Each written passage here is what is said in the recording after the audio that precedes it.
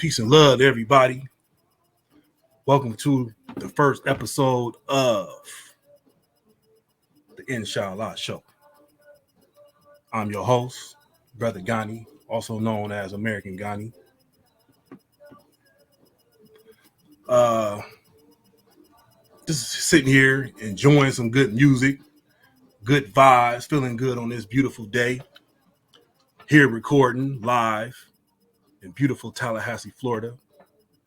Uh, One of the best things I like about Tallahassee is they got the name of Allah in it. So how could I not love a place like this?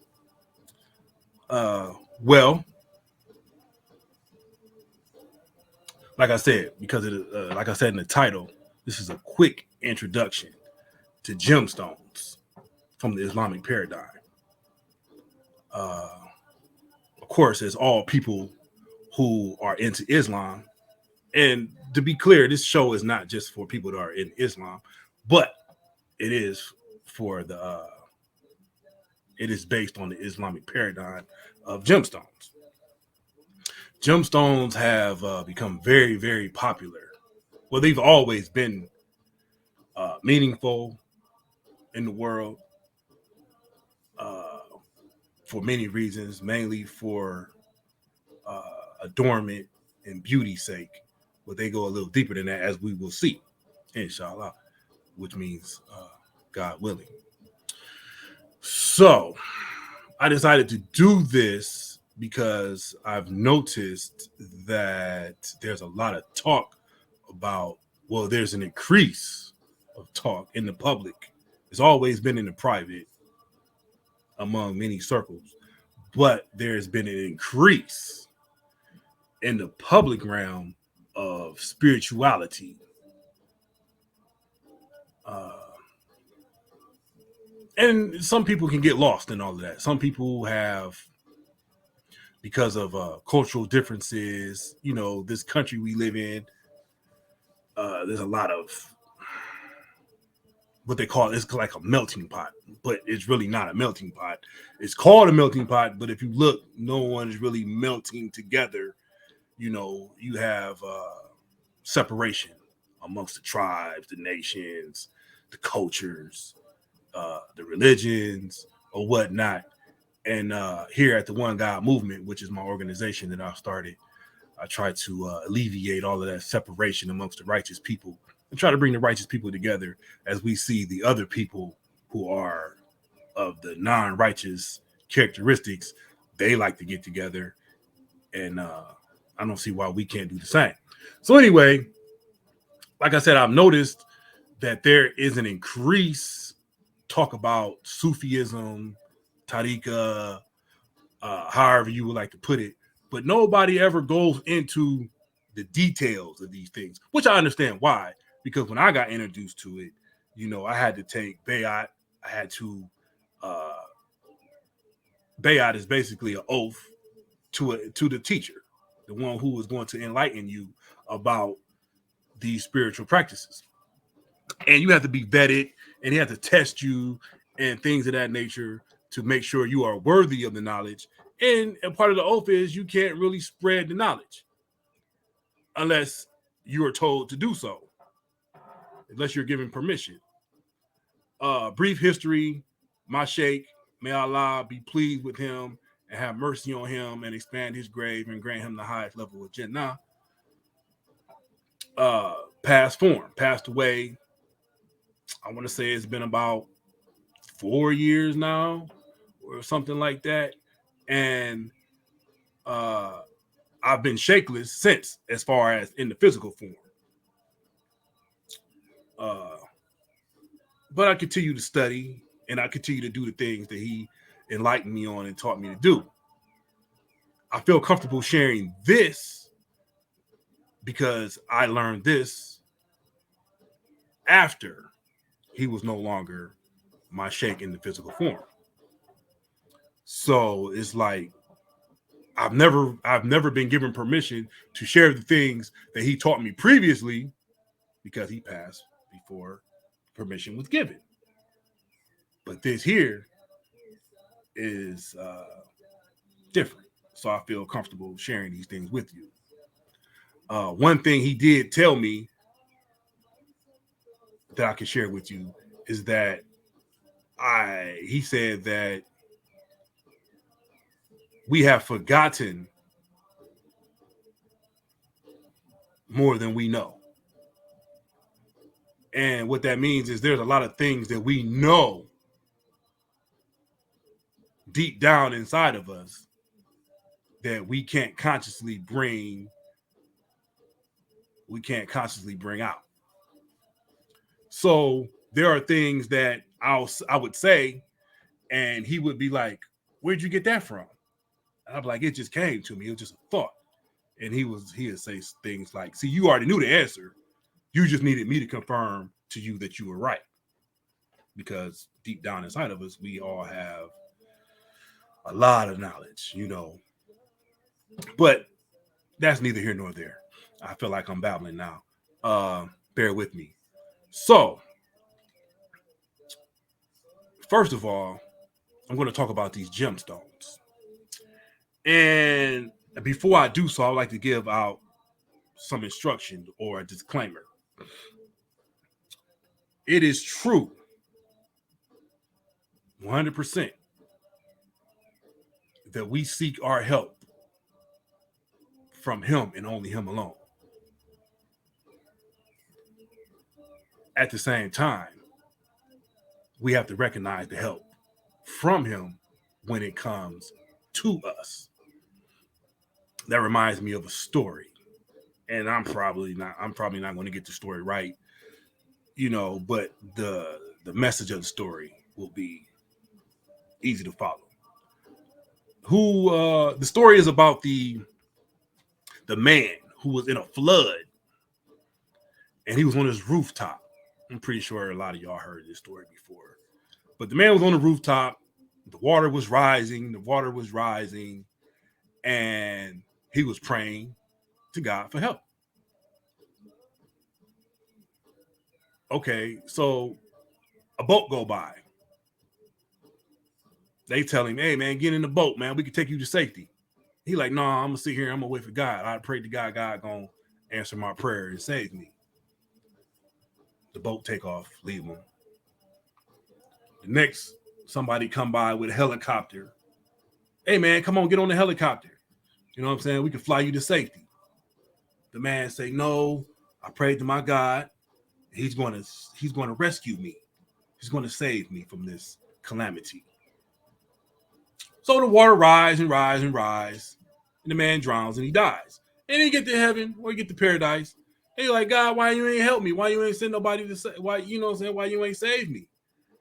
And God was like, "Man, I sent somebody with a boat and a helicopter. That was your rescue. Why you ain't go?" So, yes, we seek every type of help from him, the Most High. But we have to recognize that help when it comes. And I say that to say that gemstones can be, if you choose it to be, a help from the Most High. That being said, let me try to share my screen and get some stuff up here.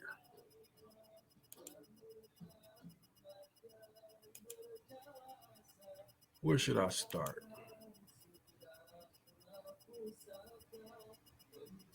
Okay, so I said about 2 years ago, a little over 2 years ago, I was watching YouTube. Actually, I was cooking. I was preparing my iftar for Ramadan, meaning I was preparing my evening meal in order to break my fast at the end of the day during the month of Ramadan. And my hands were dirty, and I was listening to a YouTube video, and I couldn't get to my phone to skip the commercial that came on. And the commercial was talking about gemstones.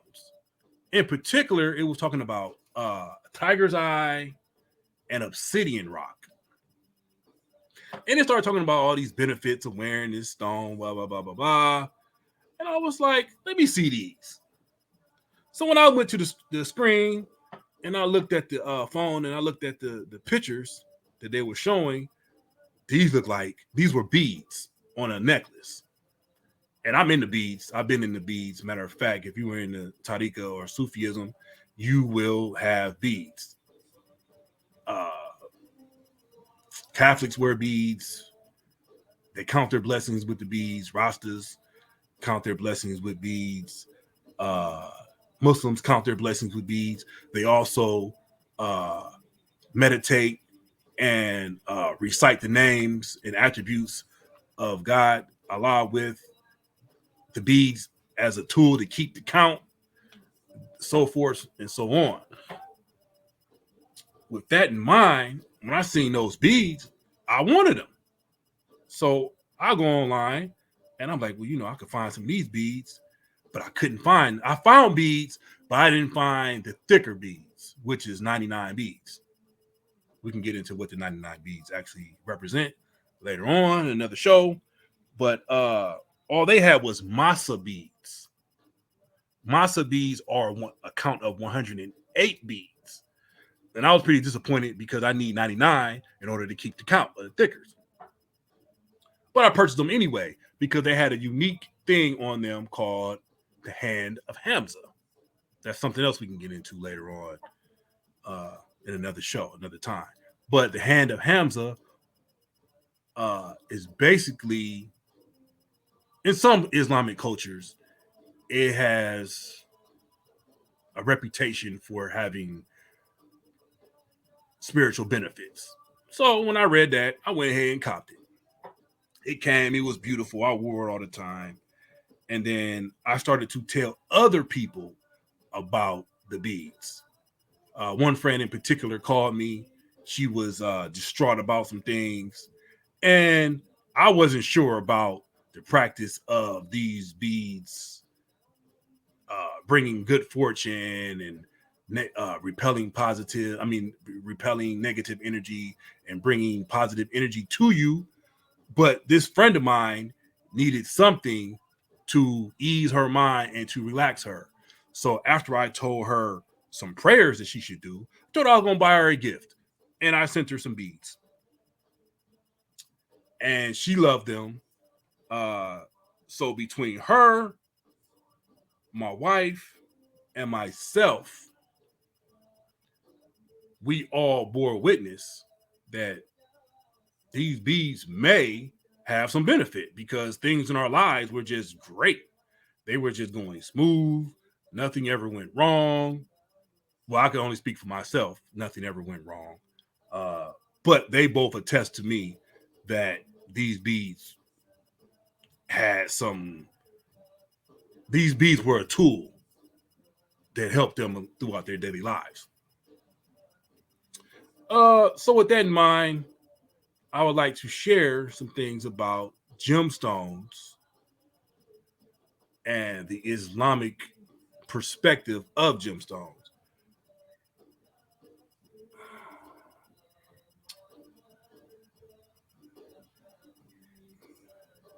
As you see here, I'm going to start in the second paragraph.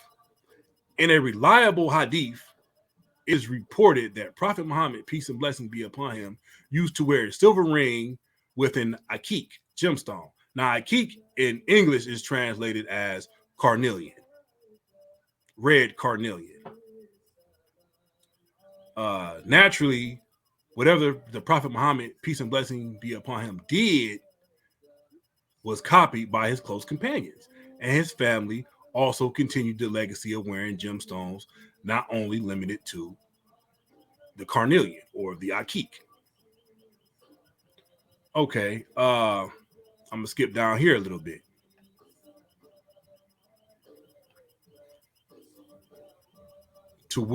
Should I wear a gemstone? Wearing a gemstone is highly recommended, owing to it being a sunnah of the Prophet Muhammad, peace and blessing be upon him. Maintaining a good and presentable appearance has been emphasized in both Quran and Hadith literature. In chapter 7, verse 32 of the Quran, I don't know why they say of the book, it says of the Quran, Allah rhetorically asks, who has forbidden the adornment and nourishment that Allah has provided for his servants? Say, they are allowed for those who believe during the life of this world. So, when it comes to adornment, is most definitely permissible to wear gemstones and recommended. As you see up here, it says it's highly recommended. Skip down here. It says Allah Most High is beautiful and he loves beauty, and he likes to see the evidence of his bounty on his servants. He loathes misery and pretending to be miserable.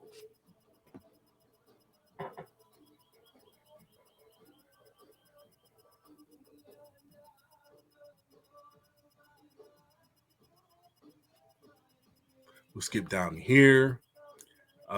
Talks about the Akik, or well, as I told you before, the carnelian, which is primarily is red, but they have other colors. It says here, we will start with the Akik, or the carnelian, as it is the gemstone of the Prophet Muhammad, peace and blessings be upon him. This is truly a unique stone, and as it is reported to be the first stone to testify to the oneness of Allah subhanahu wa ta'ala and Muhammad, peace and blessings be upon him, being his messenger. Although we cannot perceive it, apparent inanimate objects do worship and glorify Allah. In the first verse of chapter 62 of the Holy Quran, it is mentioned, everything in the heavens and on earth glorifies Allah. Thus, you can imagine the benefit of wearing Akik or any gemstone for that matter, because you will constantly have something on your person or your body that is glorifying Allah, which can only have a good benefit on you. Alhamdulillah, that's the mercy of Allah that you could just wear a gemstone and it's a blessing to you. It has a good effect on you. There are many other narrated benefits for the Akik specifically. This includes the ability to repel poverty, provide protection from every evil, turn a 2 rakat prayer to be recorded as 1,000 rakat. Now I'm gonna have to look into that one, because I have some gemstones, but I don't have a carnelian. I may have one sitting right here with me, but it's not mine. But I mean, I have to get one if it do all that. Remove hypocrisy, repel sadness and distress, brighten one's face, get prayers and requests to Allah subhanahu wa ta'ala answered quicker. Wow. That's deep. You know what I'm saying? I didn't know all of that. How many of you guys knew that?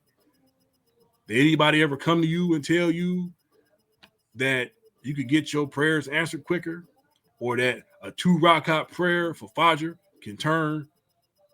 it can be recorded as 1,000 rakat? Did anybody ever tell you that? Imagine what that could do to you during the month of Ramadan if you was praying the night prayers. Oh my God.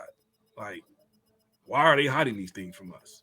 And believe it or not, you can go to some of these websites from other people from other cultures, and they'll tell you flat out that you shouldn't have a gemstone, you shouldn't wear it, and if you do wear it, you shouldn't believe that it has any benefit for you.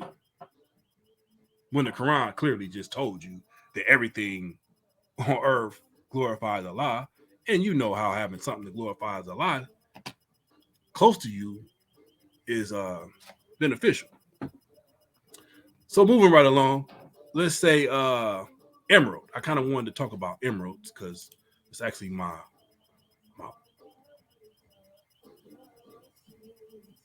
birthstone, and I actually have one right here. This is a raw emerald. Get closer, you guys can see it. This is actually my favorite. Like I said, I got into gemstones. My first ones were tiger's eye and obsidian rock. But then later on, I had a close friend of mine, and she had dreams, and she started talking about you know, these stones, these gemstones that were coming to her in her dream. And she was always curious about, where to get them, how to get them. So we used to go out and try to find these gemstones. We started buying gemstones. And then I always wanted an emerald, especially when I found out. Well, I started looking for an emerald, but I could never find emeralds. I would always find jade. Where's my jade? I got some thicker beads. I got some thicker beads here made out of jade. And the green ones are jade. And this is a tiger's eye. I don't know if anybody can see that. Yeah, that's a tiger's eye. This black one is obsidian, and the green ones are jade. So anyway, I used to always go around looking for an emerald because I just wanted an emerald. Because, like I said, it was my birthstone. And then I found out the emeralds, some emeralds, are more expensive than diamonds. And they were very hard to find. So I go on Amazon, I order one. It was crappy. I sent it right back. Like the next day after I got it, I sent it right back to them. Like, you can keep this. It was raw. I don't buy the refined emeralds because they probably cost too much. But that's not the main reason why I don't buy them. Because I had opportunity to buy a couple last year, and I just chose to buy the raw one. I don't know. It's something about this raw emerald. I probably should have did this broadcast with my phone because the camera on my phone is probably better than this laptop that I'm using. But yeah, and it's in I had it put inside of this copper cage and wrapped around my neck. Right now, I'm currently searching for a copper jeweler that can make me a rope. You know what I'm saying? Out of copper. Copper has good benefits also, medical benefits or whatnot. So anyway, I was going around. I could always find jade, but I couldn't find emeralds. I went to a place in Charlotte, North Carolina. Shout out to Jim Avenue. It's ran by some Muslims, decent people, all from what I could tell. And I seen this emerald. And I had to get it. You know what I'm saying? It was the biggest one there. I really want a big one for real. I want an emerald the size of 5 bowling balls. I just want to sit it on my table in my house, But anyway, I would like to read about the emerald now. Let me share this screen again. Please bear with me. Okay, share the screen. Bam. Okay. I'm going to read here. If you could follow my little cursor, I'm not sure if you can or not. It says, the Prophet Muhammad, peace and blessings be upon him, said, wearing an emerald repels poverty. I was like, what? So I've been wearing, and I actually had this emerald for a while, but I don't really wear it all the time. Matter of fact, this is like the least worn gemstone that I have. Probably because of the how much it cost, and I don't want to be perceived as,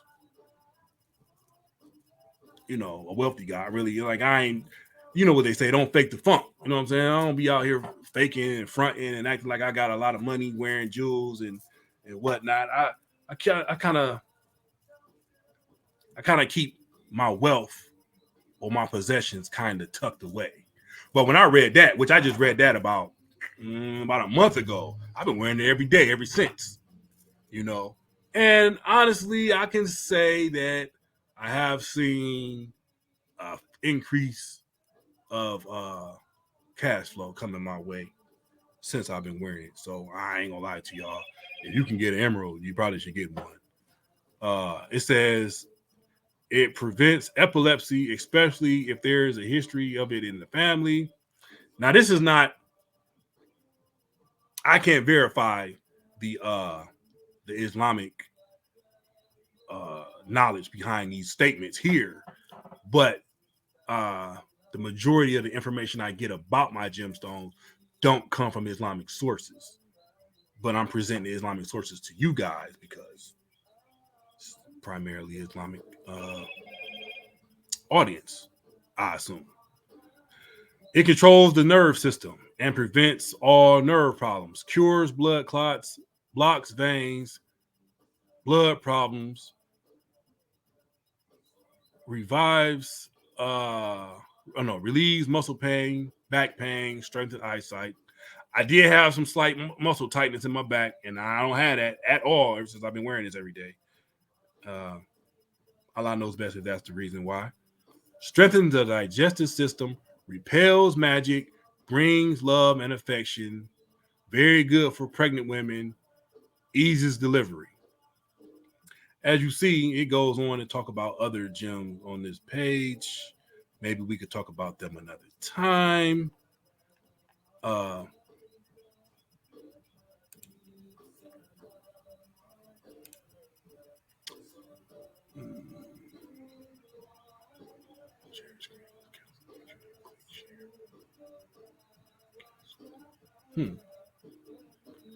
Anyway, this is just a test. Like, it's not just a test. There's good knowledge in here. I would assume that you guys are getting something out of this. But please bear with me. I'm learning this new software. It's all new to me. I would like to come to you guys once a week, twice a week, maybe 3 times a week, enlighten you about some things, talk about current events and things like that. Please like, share, and subscribe. Make sure you hit the like button if you up in here. I've been going for 27 minutes. If you ain't hit the like button yet, you should get up out of here because obviously you don't like what I'm talking about. But if you do like what I'm talking about, make sure you hit the like button, subscribe, and share so other people can get this knowledge also. Because like I said, some of these people, they have this knowledge, they know about this, but they're not sharing it with nobody. I was around a couple brothers and they got this ring. I believe this ring was an emerald ring. It could have been jade, but it was a green ring and it's a circle ring and it's encased by silver. I used to ask them, man, what that ring mean? And they would just smile. Now, all these brothers, not all of these brothers, but the majority of these brothers have studied in West Africa. Or was it East Africa? West Africa. A lot of these brothers have studied Islam in East Africa. I'm sorry, West Africa. They studied in West Africa. And they was a part of these circles of knowledge that I was introduced, that I was inducted into, but I guess I didn't ever get to the point where I could learn about the ring. You know what I'm saying? But Allah's the best of planners, and I did learn about, I really don't know the specifics of what that ring meant in those circles, but I can tell you the benefit of them rings, according to, some of the stuff I just read you and some, Google. I mean, we live in the information age. Like, there's really nothing hidden now. Like, anything you seek to know, you could pretty much know. So, I mean, it's not like it's a hidden secret. But anyway, a lot of these people talk about tariqah. They say it's a part of Islam. You most definitely should have a spiritual practice with your Aqidah and your 5 pillars and things of that nature. But they don't share any of that knowledge with the masses. They just let everybody just be dumb, deaf, and blind.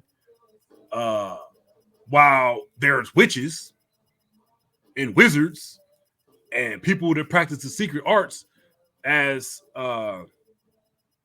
described in the Quran, these people know about this stuff, but they leaving us butt naked out here to attacks. Of course, we have the prayers, we have wudu, we have thickers, we have things that Allah has given us to protect us, but why not put all that protection on? I have raised my hand a couple times, and I'm pretty sure you guys seen this. How did I get this in front of the camera? Okay, this is a silver ring with a stone called black tourmaline. I encourage a lot of you guys to Google black tourmaline. I remember I went to my my gemstone store, in Charlotte, North Carolina. Shout out to Magic Gems. And I was like, man, I'm tired of wearing the same ring every day. I need a different ring. I want to switch it up. You know what I'm saying? I want to, like if I'm wearing black, like I'm wearing a black shirt today, okay, it's cool. But if I'm wearing red, I might want to wear a red ring, or I might want to wear, a yellow ring or whatever. And the jeweler's wife, which she's also a jeweler herself, she was like, that's a good ring to be stuck with. I was like, I feel like I'm stuck with this one ring. I need a different ring. And she's like, that's a good ring to be stuck with.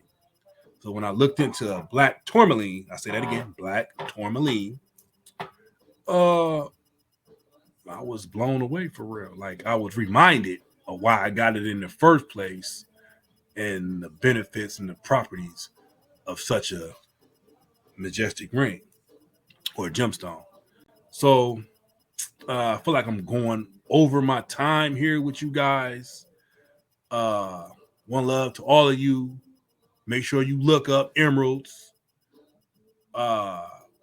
red carnelian, because the Prophet Muhammad Sallallahu Alaihi Wasallam wore the red carnelian on his seal, on his ring that he sealed all his messages with, and he forbade anybody else to have a ring like that. Well, he had a special engraving on it. And he taught everybody else, you can have a red carnelian, but don't write this on it because that would be fraud, basically, is what he was telling them, because he was the only one that was the Prophet Muhammad Sallallahu Alaihi Wasallam, and he was allowed to send out messages and whatnot. But with that being said, please like, share, subscribe. Visit my website. Let me put it up here. The one I'm slipping, that should have been up here the whole time I've been talking. I might record this whole thing over just because of that. You know what I'm saying? I need that up there. So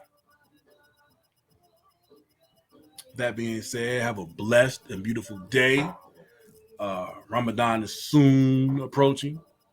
Please prepare for that. If you can, get that gem that turns your rakats from 2 to 1,000. You know what I'm saying? We need them blessings.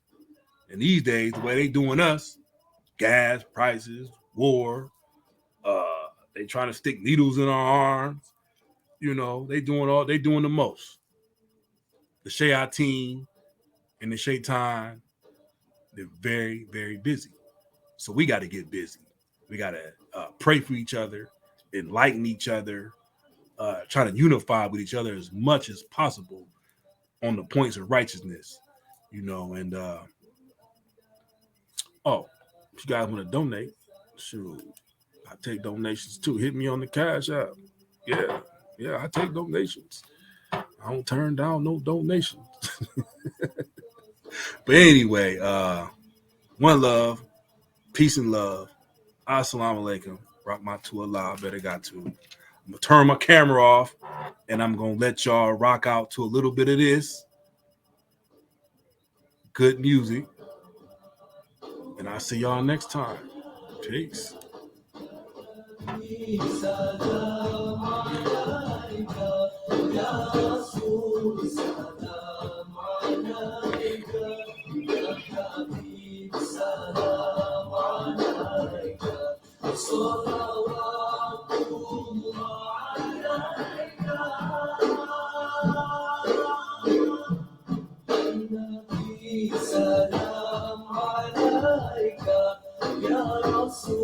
سلام عليك يا حبيب سلام عليك صلوات